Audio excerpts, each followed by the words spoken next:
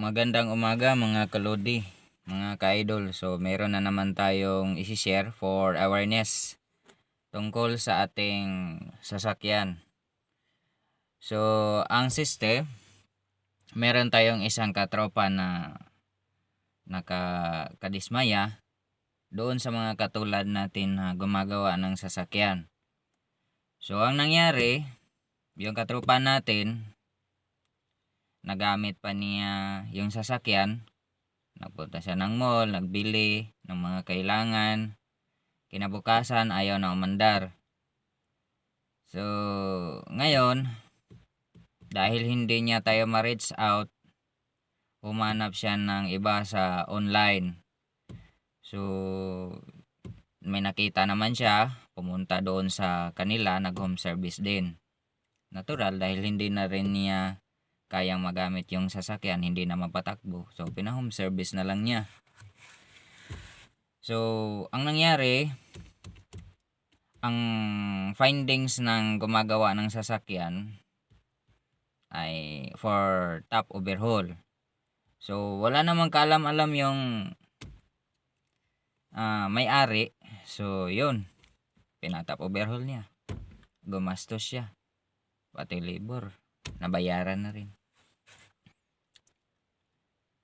So, pagka ganon,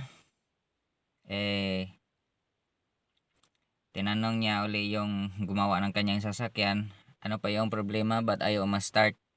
Kasi yung katropa ko na yun, matagal ko na talagang suki yun. So, willing yun gumastos basta't maayos yung kanyang sasakyan. Wala siyang pakialam sa gastos kasi yung pera nakikita naman daw niya. May ano kasi yun, may posisyon yun. So, ngayon, ang sabi naman ng mekaniko o gumagawa ng sasakyan, for overhaul na daw. So, nag-analyze yung may-ari, nag-analyze yung katropa natin. Parang wala naman daw doon, which is tama naman. Hindi naman dapat ganun. So yun, pinatigil mo na niya yung paggawa hanggang sa ma-reach out niya ulit tayo. So matagal din niya tayong na-reach out kasi super busy tayo. Marami tayong client. So araw-araw pumupunta tayo sa mga lugar na malayo. Nag-home service. Tumutulong tayo sa ibang mga mekaniko. Ibang mga kakilala natin na mag-solve ng mga problema ng sasakyan na inaayos nila. So, ngayon, na-reach out na tayo ng may-ari. So, pagkasabi pa lang niya sa problema ng kanyang sasakyan, so nagduda na rin siya sa mga sinabi ko sa kanya. Baga, sa kanyang pag-iisip, sinong tama, ako ba or yung mekaniko na kanyang pinapunta. So yun, dahil tiwala naman din siya sa atin, so tayo na yung pinapunta niya sa kanyang location. So yun nga, nakita natin na nagalaw nga yung makina. So okay naman na yung pagka-timing. So tinuloy ko na lang yung pag-trouble. So nakita ko doon sa may BCM, body control module, nandoon yung problema. Meron doon fuse box, meron doong relay. Ang problema lang pala ng kanyang sasakyan is ayaw magredondo. So mga paps, mga kalodi, mga ka-idol, kapag ayaw magredondo yung inyong sasakyan, hindi talaga yan aandar. Kasi yung starter ang nagpapagana dyan para mag-crank yung inyong sasakyan aside sa battery. So yun, yung pinalitan ko na ng relay, dahil may dala naman ako, natural, kapitalista na tayo dyan. May mga pisa na tayo dyan. Kung sakali man. Hindi naman lahat. So yun, umandar na.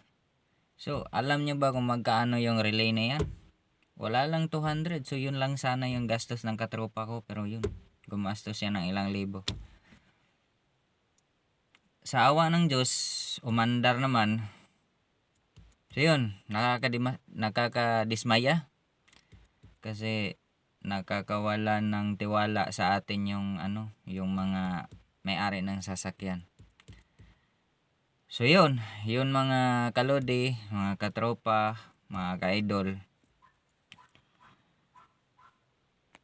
mga kamekaniko, mga gumagawa ng sasakyan, huwag sanang ganun. Dapat maging tapat tayo sa ginagawa natin. Kung dyan tayo nabubuhay, mahalin natin yung ginagawa natin. Huwag tayong mapanglamang sa kapwa. Diba? So, importante matrouble natin kung ano yung problema ng sasakyan. Ma-address natin kung ano yung concern ni client. So, yun sana yung pinaka-goal natin. So, sa awa ng Diyos, bayaran din sana ako ng malaki-laki ni katropa natin after natin ma-address yung kanyang problema. Pero, sabi ko, bawi ka na lang next time. Diba? So, may tinanggap naman ako sa kanya kasi wala namang libre sa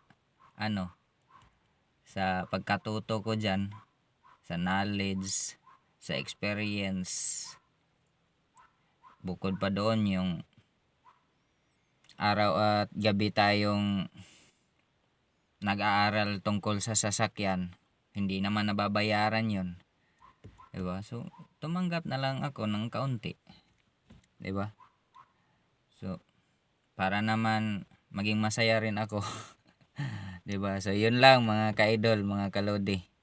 So, ingat-ingat. So, see you sa mga susunod ko na mga tips. Dahil mag-tutorial na rin ako. Mag-start na rin ako base sa mga experience ko, base sa mga nalalaman ko about sa mga sasakyan natin. So, yun lang. Maraming salamat sa suporta. Maraming salamat sa tuloy-tuloy na palaging nandyan mga kalodi, mga ka-idol, so mga katropa. Bye bye.